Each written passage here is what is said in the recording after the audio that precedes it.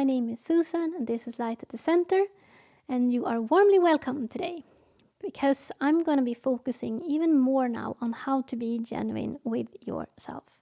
We are in 2024, we are in October. I've talked some about the process, and the process is very much coming to a sort of end. And for some people, this will mean that the outside will collapse. Look at everything that is going on. There's probably going to be a war. It's going to be a crisis with economy. What's happening with the weather. It's so much unrest in every country. What is happening with politics. Everything seems to be on really shaky grounds. And then we have AI coming in. How is that going to change everything?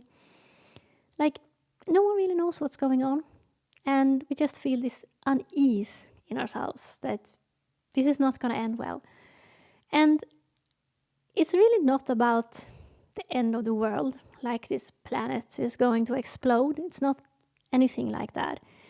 It's not about a reset either. It's not like the outer world is going to collapse and then something new will be built. It's not that either. What is happening is that you are waking up from being disconnected from yourself. Oh, and if some people think, this is just some spiritual, abstract cliche. No, it's not. That is why the outside will feel very predictable at this moment. Therefore, you will feel like it's sort of collapsing. But it's actually not the outside collapsing. The collapse is happening from within you. It's very probable that you have encountered some kind of crisis right now. And you're sitting home there wondering, why is this happening to me?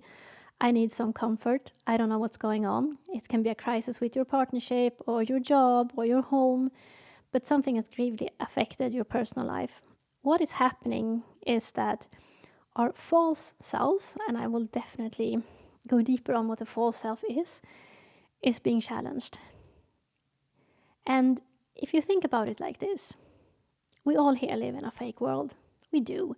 I sometimes make the joke that if you take your pet dog and you put clothes on it and a costume and give it a title and you call it, Sir Francis, whatever, you would feel that is silly.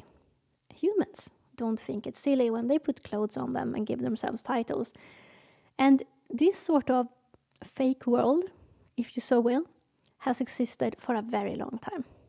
So let's just assume that thing was having a reset, that all of that fakeness and pretentious whatever would be over.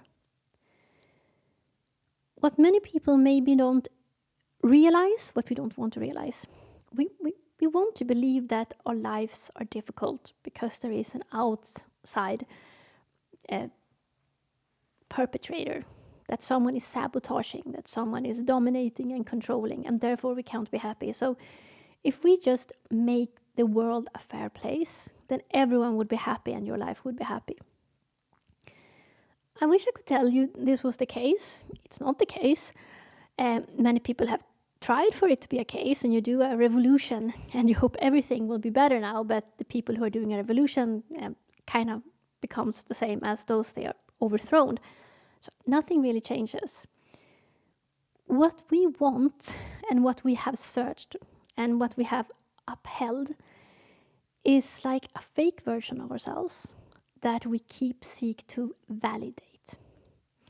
And that validation of our own safe space has been everything that mattered to us. When we have tried to do this impossible task, and why do I say it's impossible? Because you can never have true happiness if you're faking it. You can never be truly happy. When we seek to validate our false reality, we are keeping people away from us. Because if they come too close, they're gonna call it out. Like a small child calls you out. Why are you doing that? That is phony. And you're kind of scared of the trueness and their reality. So you want to keep them away. So you're keeping people out. And I'm not just saying that you are doing this. I'm saying that all of us are doing that. And eventually, all this falseness is bumping towards each other will create a collapse, because it will be a world devoid of love and anything genuine. Eventually, it will fall to ashes because there is no real life in it. It's just something pretending to be life, but it isn't life. So let me explain the deeper wound behind this a bit closer, and let me also check if maybe the crisis that you are going through right now reminds you of what I am describing.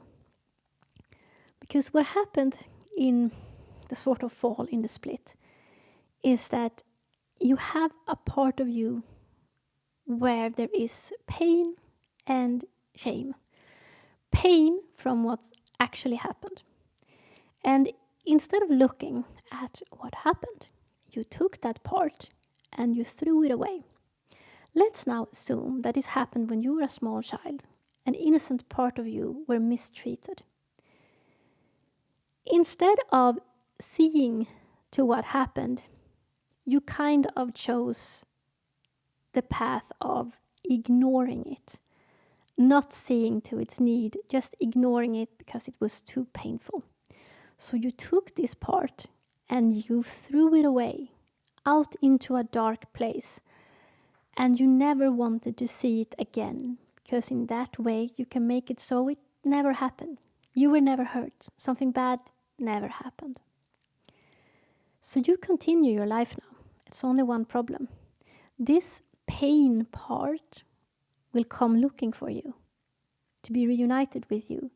This pain part is like a small child that is crying, that is starving, with clothes torn apart. If you can see this child, it really needs you. It's in complete pain. It has no food, no water. It's been gravely mistreated and beaten. And it has made all this journey through the darkness in order to reach your door. And it knocks at your door. And you open the door and you ignore it and pretend it's not there. If you happen to have to face it, you will kick it out again and you will lock the door. You will even alarm the door to make sure that it can't come there. And even more than this, you don't want to be reminded about this, because this is your shame and guilt. And you're making it worse. For every day that passes and you're ignoring this child that needs you, you're going to feel even more bad. So you don't even want to know it. You put an alarm around your house far, far away, or traps far, far away, so you can't even see this small child. And maybe you call a security team and you say, I don't want this intruder on my property. I don't want to hear about it. I don't want to see it. Just keep it far, far away from me. But this little pain part of you, this little child, it has no other option than continue to search you. It can't do anything else than continue its path of searching you and searching for you and trying to reach you. Can you imagine how this little child feels? The pain that it is in. It has been beaten, it's been abandoned, it's been thrown out, it's starving, it's cold, and it has to strive from this dark place through all these traps. And why are there traps there? Because you have made like a lot of traps and a lot of problems and hinders and obstacles, because you don't want that part to reach you. So it knows when it's fighting and is struggling that it is you who really should love it, who's keeping it away. But this pain part is keep pushing, this child is keep trying to go through these obstacles in order to reach you. Even if it knows that it can be even more injured when it reaches your door. Because once again, it might face your discard, your disownment. I don't know you. Who are you? Go away. I don't want you. I don't know you. But it risks that because it has no other choice. It has no other choice. So Susan, what are you describing here? I am describing the reality of this world. I told you before, there's really no bad guy in your life apart from this pain. This place is really your pain. And the whole dynamics you're going to find here is that you're always going to find one person who wants to be safe by staying away from what is uncomfortable. And then they're gonna pretend and say everything is fine, without understanding that they are keeping reality away from them, and what is motivating them is great shame. And then you're gonna have another person who represents this pain, who's gonna be in aching pain, who's desperate for love. And this person who's desperate for love kind of knows that he or she is not gonna find love. He or she is gonna find unavailable partners or heartache. The more you try to find love, the more pain you're going to experience. These are the two groups.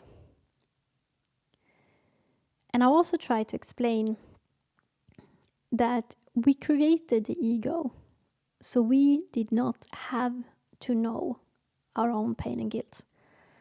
And I also said that the ego is what created the outside controlling system.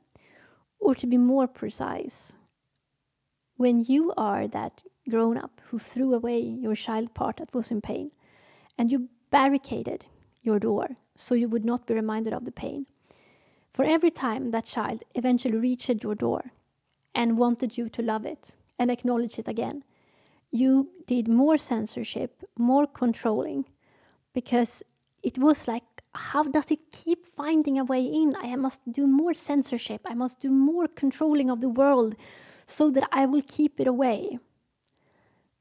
If you just take this in for a moment, if you think about the outside system, what if it's not a bad guy? What if it's subconsciously it's you trying to prevent yourself from pain? And the relationship, I always come back to the relationship, the original relationship, and how it's playing out. The relationship is taking place within you, towards yourself. It's playing out and manifested in the relationships that you have with your romantic partners, and it's played out in the relationship that you have with the world. But it is the same relationship. It's not different relationships, it's the very same relationship. How you become aware of your part of healing and mending this relationship, you just have to view and have a look at your childhood. If you look to your childhood, most people have not had a secure childhood. With a secure childhood, I mean a parent, a mother, and a father who were stable, who you could feel safe with, who acknowledged you, who saw you, who loved you for who you are, so that you felt safe to express yourself. And whether you were happy or sad, your parents were there, and you could see that they responded correctly to how you felt, and it made you feel safe. And you wanted to give to them, and them wanted to give to you. Can you feel this kind of safe friendship from when you grew up? Because if you can't, there is a huge chance that you're going to play either the hurted child, the pain, who's always seeking for love but can't find it, or the person avoiding it altogether, believing that they're searching for it but really not. You're going to be one of these two. And it's very important to understand that there is no bad guy in this drama. If your parents didn't see you or couldn't acknowledge you, it's because they couldn't acknowledge their own pain. And if they can't acknowledge their own pain themselves, they can't acknowledge you. And what seems so contradictory, because this world is full of lies and contradictions, and yeah, it's an upside down world outside, is that often the female part, the needy part, is stigmatized. We stigmatize people who need love and affection, and often we say, oh, you're too needy, you have to be more self-independent. We stigmatize it. Why we we honor people who are self-sufficient and don't need this feeling stuff, who are much more independent, who don't need anyone. We think these people, oh, they are great. And usually these people who are so cool and tough, they usually are like having great careers. They are very accomplished. So obviously that is a strong person. Every time I hear this bullshit about, oh, this woman is too needy, she always wants attention. Every time I hear this, I think, oh my God. I've spoken to a lot of clients during my days. And you know what the major problem is with every person, whether it's a man or a woman? They weren't loved and seen and heard when they were growing up. Meaning, the main number one problem, why there is problem in the world, is that because people did not receive enough love and attention. They were not seen and heard when they grew up. So if that is true, how can we stigmatize when people say that they need love? When they don't seen and heard by their partner or at their workplace, how can we stigmatize that? When they don't feel that they have enough friends who care for them, how can we stigmatize that when that is what everyone needs? The people who say they don't need that and who are self-accomplished and they don't need feelings, they are the people who are in denial. That's the people who are barricading their house so they will not have to know this pain part. They rather decline love altogether so they don't have to feel that and confront it. They want love, but they are unable to open the door for love. What kind of life do you live when you can't receive love? What do you think? You compensate. You work. You exercise. You try to fill your life with stuff. You try to fill your life with all sorts of weird validations. And you run. You're always on the run. But people who are honest and know that they want love don't run. And they are not afraid either. But the ones who are avoiding love, they're always afraid. You're not afraid of the honesty of a child. If you want love, if you know what love is, you're not afraid of honesty. What is the politicians afraid of? What is the system afraid of? Have they ever even uttered a word about love? So at the end times now, all of these things are interestingly enough colliding. You will find yourself in a personal crisis where you are acutely aware that every area where you have gone against yourself in the name for happiness and love will crash. That's what you're facing at this moment. Your relationships, your job, your home life, you will face a crisis. Because for a very long time, you've been living desperately on the outside. You've been trying to chase that, maybe that job or that relationship, and try to make it work. But now it's not going to work anymore. Now you're going to be facing a crossroad when there is really no way to make that fake reality continue to be real. It's not going to be possible. One of the very key things that you rely on is going to collide. It's not going to be possible to keep it up anymore. And for people who are really invested in our fake selves, and I'm not saying this as a judgment, what is happening is we've thrown ourselves out on the outside because we don't want to go home. Here is the pain. We are still avoiding parts of ourselves. We are too discomfortable with ourselves. So we are on the outside. And we have been kind of making it work on the outside of ourselves. Every now and then we hear the red flags coming from within. I am not really genuine in this relationship or in this workplace or in the life I lead. But we ignore it because we have to survive. And in this fake world that will be so challenged right now that you won't be able to keep it up, you've just been doing like trying to escape pain. You've been stressed and you try to make everything as good as you can to keep this illusion because you are so afraid of the alternative that it's going to fall apart. But now you have to allow it to fall apart. And I watch this, I've seen this for a long, long time. People go to religions or they go to therapists and they go to whatever.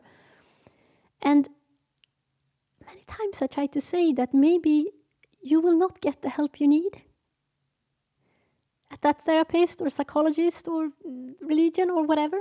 Because usually, and it's not the fault of anyone really, the therapist or whatever, but usually when we go to seek help, we don't go to seek pain. We go to seek release from pain. I'm in pain right now and I need help. So we go to the therapist or the religion or the group, whatever it is that we go for. I don't know, we go shopping. we just go to have a release of the pain. We don't want to feel pain. Problem is, we haven't asked ourselves why we are in pain. We are in pain because we are greatly going against ourselves. So when the pain is acute, it is a sign that whatever we are doing is not right. And usually when we go and seek help, we want to continue with the lie. We just want the lie to be better. We want that illusion world to still be patched up. Please, can you help me patch up this that's not working in my illusionary world, but I want to keep the illusion world. You don't want to go and seek for help and get more pain than you already have. So usually what's happening is that whatever help you seek external-wise is just keeping up the fakeness that now is crashing, thanks God. Usually I noticed that when people wake up, it's because they have a personal crisis in their lives. They don't wake up because they went to the psychologist. That just made their illusion world a bit better, a bit more habitable.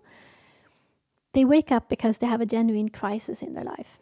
They didn't search for it. They didn't ask for it. The crisis just came to them. They would never have paid for going through that crisis. They would never have asked for that crisis. They would never have searched it up because it means pain. Because it is painful when you have to leave your current state of being that is safe for you to be in. So what I'm trying to explain here, in 2024, when some say this is the end of the world, I certainly said it, and I'm not meaning that the planet will explode. It is the end of the time because it's the end of the illusion time. Your self-protecting lies or your protection from pain, and from pain I don't mean actual pain, I mean your protection from the parts of you that you ignored will no longer be possible to sustain. It will be easier if you are prepared to just be genuine and let go of what is not you. Although many people will fight to protect what is not ourselves because we don't want to experience the acute pain, not just yet.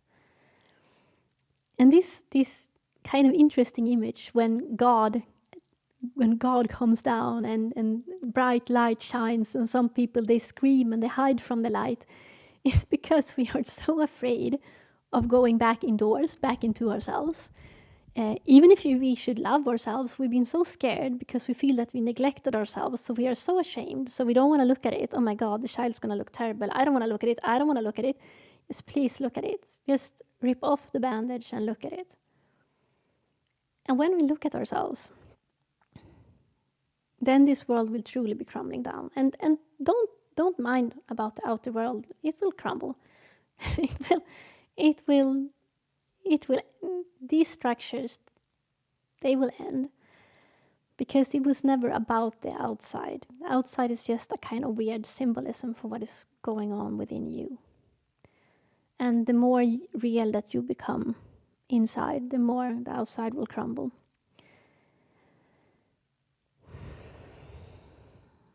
So this is a very sacred time, I guess you can call it. This is a very, very, very, very transformative time for everyone who is alive in this place. I don't even know what to call this place. This place will not exist so much longer, not in the current state, because when I talk about this duality, you have an inside, which is real, and then you have the outside, which is your projection. When you don't have to lie to yourself anymore, when you don't feel the urge to focus on the outside, to speak with something that is not there instead of speaking to yourself, when you don't have that urge anymore, this reality will not show up as whatever is going on inside and whatever going on outside. This will slowly change for you. It will be like a sort of, if you can imagine like lava, like all the structures will start crumbling. It will just not only be like the outside system that is crumbling. It will be concepts such as the duality I explained, or even time and space. Most of these concepts that you have been using here for your own experience will start to change for you. So don't try to hold on to a sinking ship. When things want to fall apart right now in your life, let it fall. Don't fight to maintain it. Fight to be true to yourself instead. And when you show up for yourself and are genuinely true to yourself, you're gonna find that it's going to be easier to see what is true for the other person that is involved as well. And then your choice will make more sense. And you can do it with love, even if the outside structure is crumbling. So I'm going to do more of these videos where I'm going to talk about this process, what is happening with you, the relationship, how you manifest in this time. And please let me know what you are going through and experiencing right now. Are you also experiencing a crisis right now? Please write in the comments and share, because I am pretty certain that most people are going through crises right now. And if there's something that you want me to explain more in depth, please also let me know in the comments. Okay, that was all for today. See you again soon.